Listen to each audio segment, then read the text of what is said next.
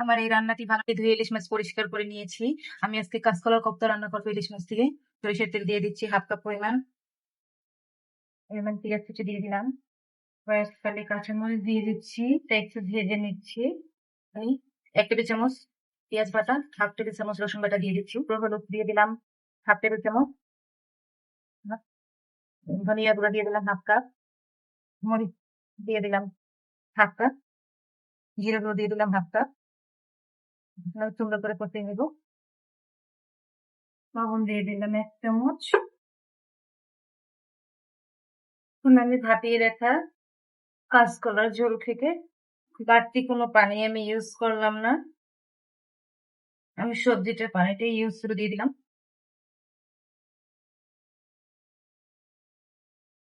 মাছগুলো দেওয়ার পরে আমি ঢেকে দিচ্ছি। 5 মিনিটের জন্য ঢেকে দিচ্ছি। ইলিশ মাছ কষানোটা হয়ে গিয়েছে। এরপর আমি এর মধ্যে কাঁচকলাগুলো দিয়ে দিচ্ছি।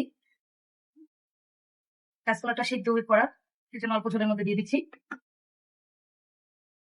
সিদ্ধ কাঁচকলাটা শুধু একটু ইলিশ মাছের ভাপ মশলাটা ঢুকলে ভিতরে খেতে মজা হবে। কাঁচকলার কোপ্তা হয়ে গিয়েছে, মাশাআল্লাহ।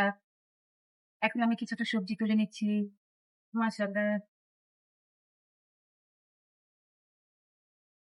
আমার এই সহজ রেসিপিটি ভালো লেগে থাকলে চ্যানেলটি সাবস্ক্রাইব করে দিবেন, ফেসবুক পেজ ফলো করে দিবেন। আল্লাহ হাফেজ। আল্লাহ হাফেজ।